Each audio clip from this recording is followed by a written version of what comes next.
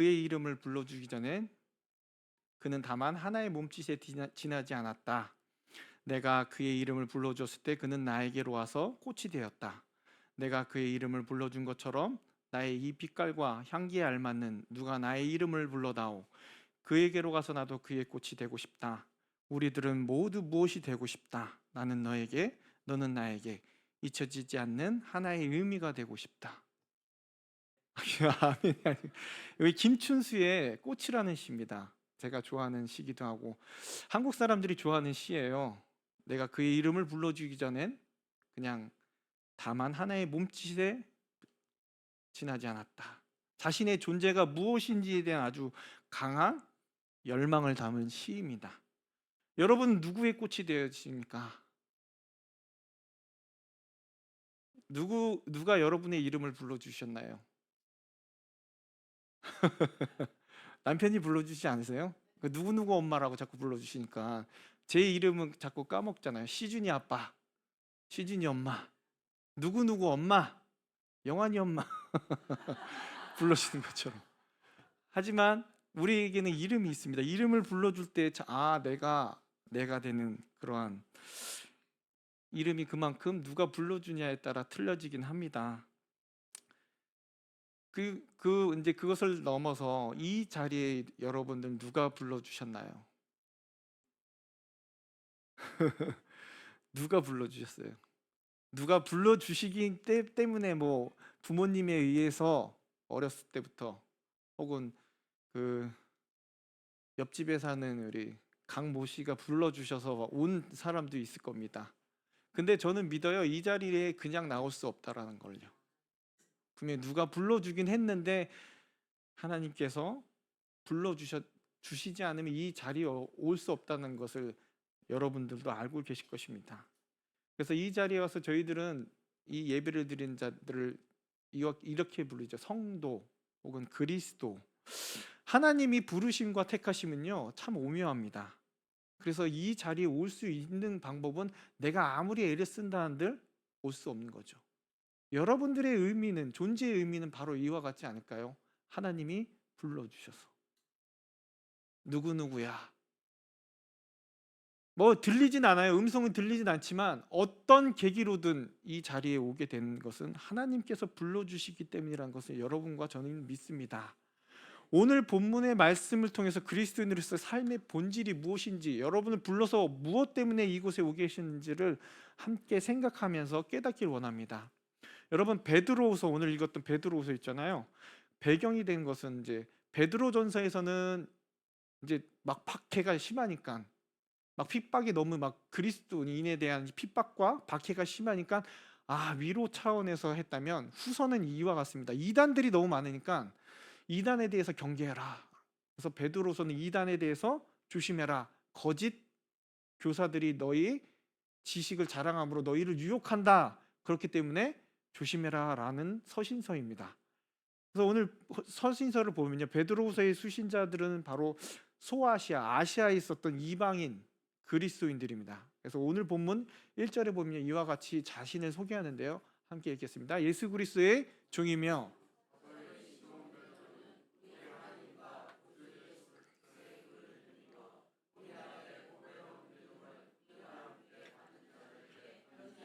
편지하노니, 여기서 보면요 바울하고 똑같이 소개해요. 누구요? 난 예수 그리스도의 종이며 또한 사도인, 자기의 역할이 무엇인지 그리고 또 이 권위가 어디서 나오는지를 분명히 말해주고 있습니다. 그래서 이와 같이 당당하게 내가 종이다 라고 말할 수 있는 이유는 얼마나 죄 없고 부끄러움도 없는 일인 것임을 보여주고 있는 것이죠. 내가 이 사역을 하는 것에 있어서, 내가 복음을 전함에 있어서 나는 부끄럽지 않다라는 것이죠. 그리고 이 책임감 역시 그 무게를, 얼마나 무거운지를 보여주는 고백입니다. 자신의 소개가 간단하게 나와 있지만 이 모든 것에는 함축적인 의미가 담겨져 있는 것이죠. 마찬가지로 베드로와 같이 우리도 종이면서 동시에 사명을 맡은 자임을 알아야 됩니다. 그러므로 우리도 고백해야 되죠. 우리도 종입니다. 베드로는 이 인사와 동시에 수신자들, 곧 소아시아 그리스도인들에게 말합니다. 이방인들로서 그들이 받은 믿음이 유대인의 하나님. 왜냐하면 그때 막 유대인의 하나님이냐 이방인의 하나님이냐 그에 대해서 막 많이 논란이 있었잖아요. 동일하다. 이스라엘이 믿는 하나님이나 너희들이 있는 야시아에 있는 하나님이나 다르지 않다라는 것을 말씀해 주고 있다는 것이죠. 누가 은혜가 더 크고 누가 은혜가 더 작다라고 말할 수 없다는 겁니다. 누구에게나 하나님은 동일하신 분이시기 때문에 그 은혜가 같다라고 말씀해 주고 있다라는 것이죠. 그래서 이 은혜가 그냥 머무는 데서 끝나는 것이 아니라 더 풍성해지길 원합니다. 어떻게요? 2절에 보면 이렇게 나와 있는데요. 같이 읽겠습니다. 하나님과 우리 주 예수를 알므로 은혜와 평강이 너에게 더욱 많아지. 아멘. 여기서 나온 것처럼 더 뭘 알아요? 누구를요? 하나님과 주 예수를 알므로. 그러니까 은혜가 그냥 머무는 게 아니라 더 풍성해지려면 어떻게 된다고요? 하나님과 우리 주 예수를 알므로 너에게 더 풍성해지기를 원한다. 여기서 알미란 정확히 올바른 지식을 말합니다. 거짓 교사들이 자꾸 야, 다른 예수에 대해서 얘기하고 다른 하나님에 대해서 얘기하니까 올바른 지식, 하나님에 대해서 알려준 하나님이 예수 그리스도의 아들이신 어떻게 구원을 얻게 되었는지 올바른 지식에 대해서 잘 알아야 된다는 것이죠.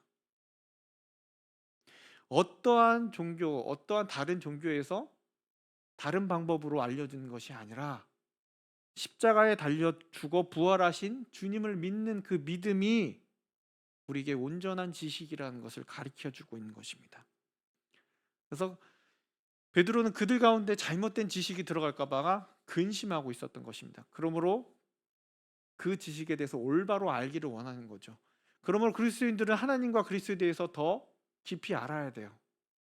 가끔 그러잖아요. 저 어렸을 때 항상 어머니가 이렇게 어머니는 권사님이시든 덮어놓고 믿어. 물론 덮어놓고 믿으면 더 좋긴 하지만 하나님께서 알려주셨습니다. 누구에 대해서요? 본인에 대해서. 하나님이 어떤 분이신지. 그래야지 오해하지 않을 수 있기 때문에 분명히 주셨어요. 우리 기독교의 종교는 알매 종교입니다. 성경을 통해서 다 알려주셨는데 왜 그걸 안 보고 하나님에 대해서 오해합니까? 그렇기 때문에 이와 같이 베드로는 알기를 원했습니다. 성경에 나와 있는 내가 어떠한 존재인지, 내가 어떠한 하나님이신지, 그리고 예수 그리스도가 왜 그리스도인지 다 알려주셨습니다. 그래서 그거에 대해서 더 깊이 알기를 원하시는 거죠. 그래서 그렇게 알면 그러면 어떻게 살아가야 되는지, 또한 어떻게 이 은혜와 평강을 더 누리기를 원하는지 두 가지로 베드로는 설명하고 있는데, 하나는요 하나님을 아는 것, 그리고 두 번째로는요 하나님과 같이 되는 것. 그래서 우리 그리스도인의 최고 목표는 하나님을 아는 것입니다. 요한복음 17장 3절에도 나와 있는데요. 같이 읽겠습니다. 영생은 곧 유일하신 참 하나님과 그가 보내신 자 예수 그리스도를 아는 것이니라. 알려주셨어요. 어떠한 분이시고 유일하시고 스스로 계시고 변함이 없으시고 천지를 창조하시고 모든 것을 하실 수 있는 전능하신 분이라는 것을. 그래서 우리는 그거를 잘 알아야 됩니다. 우리가 말씀 가운데 하나님을 알고 그 아는 것에 대한 믿음으로 기도로서 하나님과의 교제를 끊임없이 해야 된다는 거죠. 자꾸 내 마음에 의심이 들면요 계속 하나님이 왜 이러실까?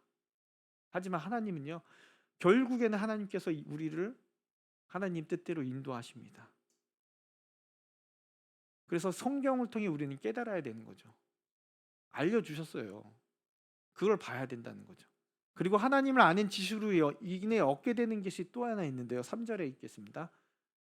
같이 읽겠습니다. 그의 신기한 능력으로 생명과 경건에 속한 모든 것을 우리에게 주셨으니 이는 자기의 영과 덕으로서 우리를 부르신 이를 알므로 말미암니라. 알므로 말미암아 생명과 뭐요? 경건을 얻게 된다고 말씀하십니다. 하나님의 영광과 덕으로 인해 죄인이었던 우리를 어떻게 해요? 회개시켜 주신다는. 그리고 오직 예수 그리스도의 십자가 외에는 하나님께 갈 수 없게 된다는 것을 깨닫게 해 주십니다. 이게 바로 우리가 생명과 경건에 속한 모든 것을 받게 된다는 것입니다. 생명은 예수님으로 말미암아 공부하는 힘, 권세와 영생, 하나님 나라에 들어갈 수 있는 생명이죠. 그리고 경건은 회개함으로써 변화된 자가 하나님 말씀대로 따라 살아갈 수 있는 능력입니다. 그래서 하나님을 알면요, 우리 가운데 생명이 들어오고 우리 가운데 거룩함이 생기는 거예요. 그리고 생명과 경건을 주신다는 그 크신 약속으로 인해 우리는요, 어떻게 해요? 이 세상 속에서 정욕에서 떠날 수 있는, 피할 수 있는 게 되는 것입니다. 세상 사람들이 추구하는 것과 그리스도인들이 추구하는 것은 틀립니다. 물질의 명예, 쾌락, 주를 떠나 살았던 이전의 나의 모습, 이 헛된 것들을 피할 수 있게 됩니다. 물론 때로는 넘어지기도 하지만 다시 돌아올 수 있는 능력을 주신다는 겁니다. 주님을 알므로 인해 우리의 삶의 이유가, 목적이 무엇인지를 알고 있기 때문에 헛된 것들에 대해서 멀어지게 되는 거죠. 세상의 것을 아무리 찾은다 한들 우리에게 남는 것은 뭐예요? 죄와 정욕, 허무함밖에 없습니다. 그래서 그걸 멀어지게 되면 어떻게 돼요? 우리가 하나님의 성품에 따라갈 수 있다는 것이죠. 정말로 사랑하는 연인이 있습니다, 여러분. 처음 만났을 때 어떻게 합니까? 이름이 어떻게 되세요? 이름을 알게 됩니다. 그리고 두 번째 만났을 때 어떻게 됩니까? 뭘 좋아하시나요? 무슨 음식? 싫어하는 것은 뭐예요? 딱 그러면서 이렇게 물어보잖아요. 그죠? 점점 알아갈수록 어떡합니까? 사랑하는 사람의 품성, 모든 것을 알아가기를 기뻐합니다. 맞죠? 지금은 안 그러세요? 마찬가지로 하나님을 아는 지식으로 멈춰서는 안 된다는 거예요. 내가 하나님을 사랑한다고 말하면요, 하나님이 어떤 것을 좋아하는지, 하나님 어떤 것을 바라는지 하나님과 같아져야 됩니다. 부부는 하나잖아요. 하나님을 따르는 자라면 하나님과 같아져야 된다는 것입니다. 뭐예요? 세상의 정욕, 썩어질 것을 쫓는 삶, 그것을 피하는, 멀리하는 그런 삶을 말하는 것입니다. 그리스도인의 삶을 통해서 하나님을 드러내는 것이 바로 뭐예요? 하나님을 따라가는, 성품을 따라가는 자입니다. 그래서 어떻게 하는지에 대해서 베드로는 그래 그렇게 살아라 라고 말하지 않습니다. 5절에서 8절까지 분명히 우리들에게 어떻게 살 것인지를 얘기해 주는데요, 좀 긴데 함께 읽겠습니다. 그러므로 너희가 더욱 힘써 너희 믿음의 덕의 지식을, 지식의 절제를, 절제의 인내를, 인내의 경건을, 경건의 형제 우애를, 형제 우애의 사랑을 더하라. 이것이 너에게 있어 흡족한즉 너희로 우리 주 예수 그리스도를 알기에 게으르지 않고 열매 없는 자가 되지 않게 하려 함이니라. 그냥 살면 되는 게 아니라 베드로는 얘기해줘요. 믿음에다가 네가 믿으면 뭘 해요? 덕을 지녀야 된다. 덕은 무엇입니까? 선한 일을 할 수 있는 용기와 힘을 말합니다. 세상을 살다 보면요, 세상 사람들과 구별되기 위해 힘을 내고 용기를 내야 돼요. 가끔 따라가잖아요. 물론 좋아요. 세상 편하고 좋은 거, 물질 좋죠. 돈 싫어하는 사람이 어디 있겠습니까?만 그것이 우리를 행복하게 해주진 않습니다. 거기에서 우리가 용기를 내고 힘을 낼 수 있는 것이 바로 덕입니다. 세상의 기준을 바라보게 하는 것이죠. 어느 것이 하나님께 내게 덕이 되는지. 부조리한 일에 있어서 어떻게 해야 되는지, 좀 더 빠른 길을 가는 것 같지만 분명히 부조리한 길은 나에게 뭘 줘요? 피해를 줍니다. 그러므로 우리에게 선한 일을 할 수 있는 용기가 필요한 거예요. 그것이 바로 덕입니다. 내게 할 수 있는 용기, 이건 아니라고 말할 수 있는 용기. 남들 다 하니까 따라가는 것이 아니라 아니요, 이거는 선하지 않습니다. 그리고 하나님과 같아지기 위해서 뭐예요? 덕에 지식을 더합니다. 다른 말로 하면 용기 위에, 내가 가진 용기 위에 뭐예요? 분별을 더해야 됩니다. 분별할 수 있는. 내가 어떤 거를 분별해야 되는지. 로마서 12장 2절의 말씀인데요. 같이 읽겠습니다. 너희는 이 세대를 본받지 말고 오직 마음을 새롭게 함으로 변화를 받아 하나님의 선하시고 기뻐하시고 온전한 뜻이 무엇인지를 분별해야 됩니다. 자, 분별해야 됩니다. 용기만 가지고 있어서는 안 돼요. 가끔 저희가 분별을 못하고 이게 내 생각인지 하나님 생각인지 모르고 막 무식한 게 용감하다고. 분별할 수 있는 능력이 필요합니다. 그래서 이 세대를 본받지 않고 새롭게 함으로 나아가야 되는 거죠. 우리의 삶은 더 이상 이 세상의 생각과 지식에 가지고 결정하는 것이 아니라 하나님께서 말씀해 주신 그 성경의 안에 있는 그대로. 여러분, 살아가다 보면 선택의 순간이 많이 있어요. 옛날에 코미디 프로그램에서도 있죠. 이걸 선택했어, 난 결정했어, 막 그러면서 나오잖아요. 항상 우리 삶에는 선택의 순간이 있습니다. 중요한 선택, 분명 선택을 해야 됩니다. 하지만 모든 선택에 있어서 하나님의 원하신 건지 무엇인지에 대해서 분별이 필요하죠. 바울이 하나님의 말씀을 들어서 그들에게 전했던 것처럼 하나님 직접적으로 이것을 하고 이렇게 하라고 하면 좋아요. 하나님께서 내 귀에 대고 야 용구가 너 이거 아니야 이렇게 얘기해 주시면 참 좋잖아요. 그죠? 근데 애매모호해요. 어떤 게 더 바른 길인지 어떤 게 더 좋은 길인지 하나님이 원하시는 길인지. 그래서 좀 답답한 마음이 있습니다. 직통계시로 말씀하지는 않았어요. 야 누구야 이거 아니야 하면 정말 편한데 그러지 않으시죠. 우리가 주님을 찾을 때에 하나님께서 말씀해 주세요. 한 선교사님이요, 지금 파키스탄에 계세요. 파키스탄에 계시는데 주의를 하기 위해서 비자를 연장해야 됩니다. 그러니까 선교사 입장으로 가지는 않았기 때문에 이 비자를 1년 연장하려면 힘들어요. 이 사람들이 잘 해주지도 않고. 파키스탄이란 나라 아시죠? 인도 위에 있는 무슬림 나라. 안 해줍니다. 그래서 고민을 했어요.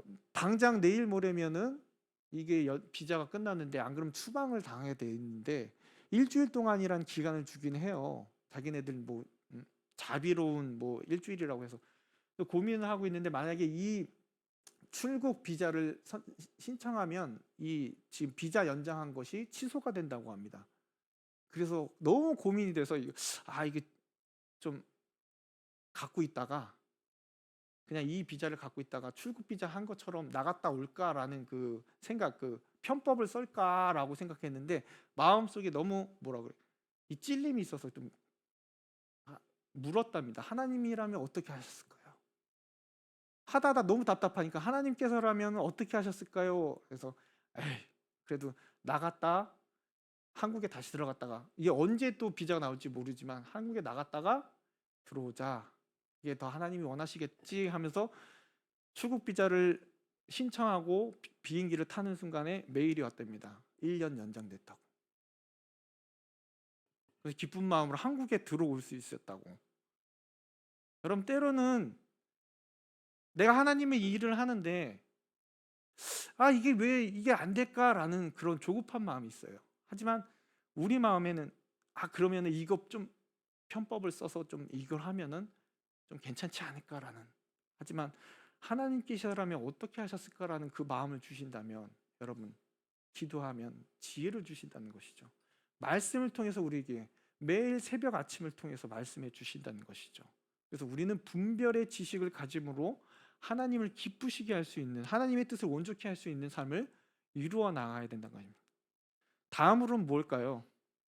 덕의 지식의 절제입니다. 예. 제가 제일 안 되는 거죠. 먹을 거를 보면은 절제가 안 됩니다. 우리는 우리의 본능적인 삶에서 필요한 것들을 바라고 사랑하는 데 있어서 절제할 수 있어야 된다는 거죠. 근데 지금 시대는 풍요로워요. 제가 말씀드렸던 것처럼 뷔페에 가면 정신을 못 차립니다. 이전 시대에 비해서 편한 시대예요. 편함이 있다 보니까 사람들이 더 좋아지는 것이 아니라 병들게 됩니다. 좀 더 편한 것을 원하고 보면 더 많은 것들이 필요하게 되고, 그러기 위해서는 물질에 의지할 수밖에 없다는 거죠. 오히려 옛날에 없었던 시절이 더 행복했다라는 사람들도 있습니다. 세상은 점점 물질을 많이 가진 사람이 좋은 자리, 편한 자리에 차지하고 더 많이 누린다는 것을 알게 되면서 그것이 행복의 가치가 돼 버렸는데요. 그런 가운데 어떡합니까? 육체의 게으름이 생기죠. 병이 생깁니다. 영혼의 게으름까지 오죠. 그러므로 어떻습니까? 이제는 예배 자리 오는 것보다 어떻게 해요? 온라인 예배로 하는 것이 똑같은 예배다라서 생각을 하게 되는 거예요. 내 몸이 게을러지는 거예요. 내 영혼이 게을러집니다. 평안함을 위해 물질만 보고 달려가는 시대에 살고 있는 우리, 이 가운데서 우리가 누구를 쫓아야 될까요? 편하면 편해질수록 하나님을 찾기보다는요, 만족함, 편리한 것들을 더 우상시 여긴다는 거죠. 그러므로 오직 하나님을 예배하는 것, 예배제를 나누는 것에 힘써서 열정을 가지고 절제함으로 나아야 되는 거죠. 내 몸이 좀 편하다 싶으면 그거에 대해서 절제할 수 있는. 그리고 뭘 더해야 되나요? 인내를 더해야 됩니다. 인내, 참는 것이죠. 하나님의 나라에 들어가려면 환난을 겪어야 됩니다. 제일 싫죠. 어렵습니다. 하지만 이 시련과 고난을 결코 우리를 넘어뜨릴 수 없다라는 것입니다. 항상 그리스도인에 대한 세상의 편견은 항상 있습니다. 왜 너희들만 진리냐? 그리고 우리를 향한 보이지 않는 핍박이 우리 가운데 있죠. 항상 모든 역사를 보면 그렇습니다. 하지만 예수님께서 너희가 환난을 당하나 담대하라, 내가 세상을 이기었노라고 분명히 말씀해 주셨어요. 선포하셨어요. 이 세상의 어려움과 고통을 마치 드라마 주인공에 있어서 성장하게 하며 더 주인공을 돋보게 하는 역할을 합니다. 그래서 우리가 고난과 어려움이 생기면 오히려 기뻐하라라고 합니다. 좀 아이러니하지만 오히려 이거에서 더 기뻐하라고. 우리가 이러한 환경 가운데 참고 견딜 때 우리는 더욱더 하나님과 같이 되기 때문에, 하나님과 같은 성품을 가질 수 있기 때문에, 인내가 부족하다면요, 결국 화를 못 참습니다. 요즘 시대는 정말 무서운 시대죠. 조금만 못 참으면 칼을 휘두르고, 조금만 불편하다 싶으면 자식과 함께 뛰어내리고, 내게 좀 불이익이나 모욕감이 있다면 그 자리에서 복수하는 시대입니다. 하지만 우리 이 그리스도인에게서 어려움과 고통, 그 앞에서 참고 나아갈 때 분명히 하나님께서 더 큰 것을 예비해 놓으신다고 하십니다. 그리고 나에게 이미 주어질 하나님 나라와 영광에 예비되어 있는데, 히브리서 10장 36절 말씀입니다. 같이 읽겠습니다. 인내가 필요함은 너희가 하나님의 뜻을 행한 후에 약속한 것을 받기 위함. 믿음의 선배들은요, 이와 같이 해왔기 때문에, 이 말씀이 그냥 나온 것이 아니라 이미 앞서서 믿음의 선배들이 다 해왔던 것입니다.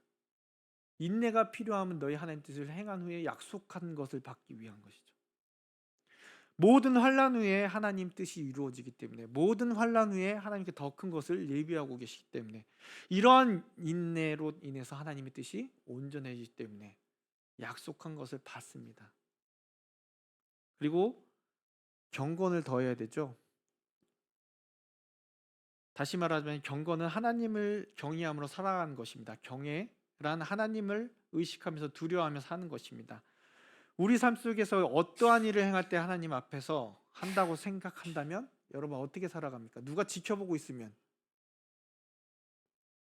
저희 아들이 항상 이렇게 지켜보고 있으면 나쁜 짓을 할까요? 못할까요?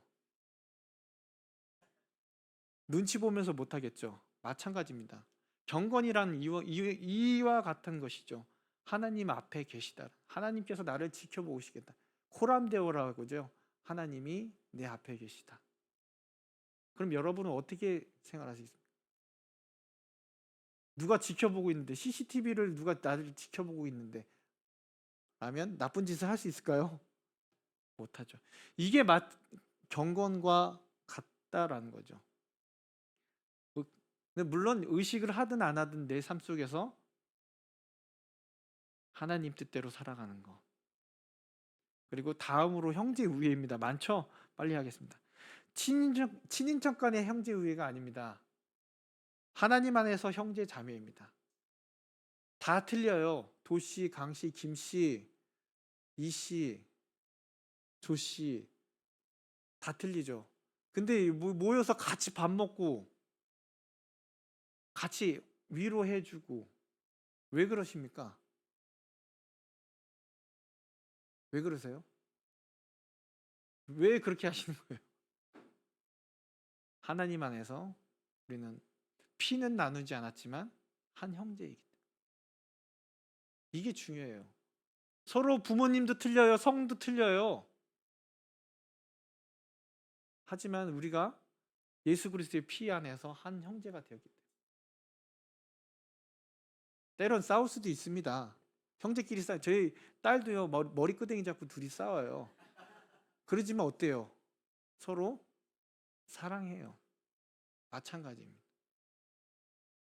다 틀리지만 다 근본은 틀리지만 분명히 하나님으로부터 왔기 때문에 우리 어머니시고 우리 아버님이시고 우리의 형제 자매 교회 안에서 이와 같이 하나님 안에서 사랑함으로 서로를 위해서 기도하고 위로해 주어야 됩니다. 이게 중요합니다. 그리고 마지막으로 사랑을 더하길 원합니다. 항상 마지막은 뭐죠? 사랑입니다. 왜요? 기독교는 사랑의 종교이기 때문에 뭐 여러 가지 사랑이 있지만 여기서는 또 베드로가 말한 사랑은 이 선교지를 향한 사랑입니다. 여러분은 얼마나 우리가 섬기고 있는 선교지에 대한 기도 제목을 알고 계십니까? 밖에 항상 제가 붙여놓아요.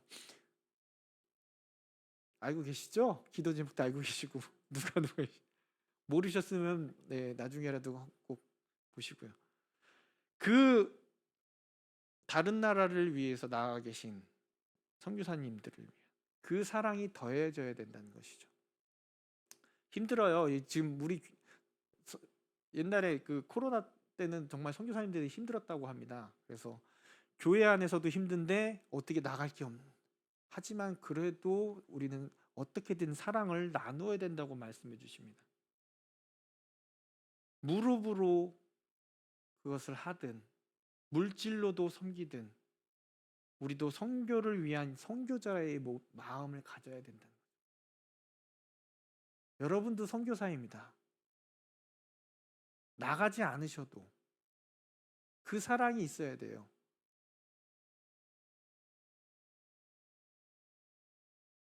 믿음 위에 더하면 살아갈 때에 이와 같이 믿음 위에 더하며 살아갈 때 하나님께서 큰 영광을 받으실 겁니다. 8절에 이런 것이 너희에게 흡족한즉 우리 가운데 유익이 있다고 말씀해 주시는데요. 이와 같이 하나님의 성품을 가진 자들이 세우려는 이유가 있는데 8절 마지막 절입니다. 같이 읽겠습니다. 이런 것이 너희에게 있어 흡족한즉 너희로 우리 주 예수 그리스도를 알기에 게으르지 않고 열매 없는 자가 되지 않게 하려 합니다. 그러니까 결국에는 열매 없는 자, 게으른 자 똑같은 말씀입니다. 야, 너 예수님 믿는다면서 그렇게 사는 거야? 그런 말을 듣지 않기 위해서 내 삶 가운데 덕이 드러나지 못하는 삶을 살아가지 않기 위해서 그래서 우린 하나님을 알아야 되고요. 우리 분별이 있어야 되고요. 항상 하나님 앞에 사는 것처럼 살아야 되고 우리 가운데 사랑이 있어야 됩니다. 그러므로 우리 스스로 하나님이 불러주셨으면 우리 스스로 한번 돌아보면서 살아가기 바랍니다. 이제 끝이야. 하나님 불러주셨으면 나는 끝이야가 아니라 여러분 끝이 아닙니다. 우리 삶에서 드러나야 돼요. 이제 완전해진 게 아니라고요. 우리도 똑같아요. 넘어지기 쉽고 유혹에 빠지시고 서로 시기할 때도 있고 미워할 때도 있습니다. 하지만 거기서 끝나는 것이 아니라 이와 같이 더 노력해야 되는 겁니다.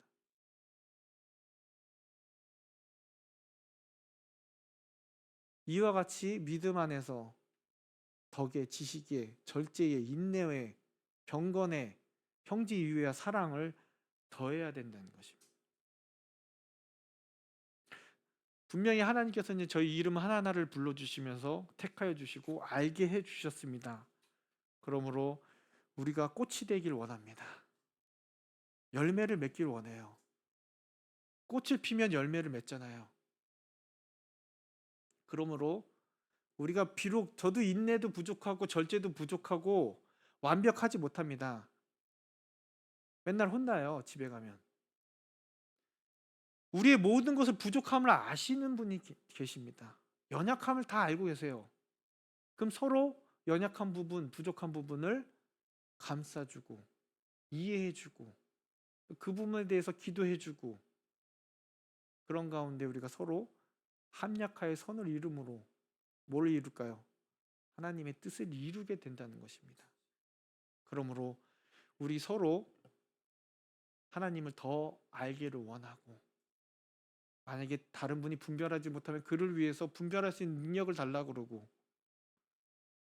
더 끌어당길 수 있는 안을 수 있는 귀한 복된 사랑하는 우리 교회가 되기를 원합니다.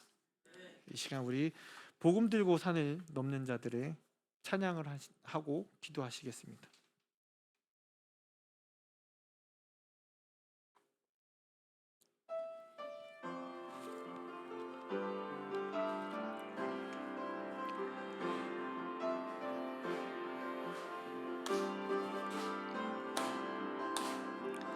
복음 들고 산을 넘는 자들의 발길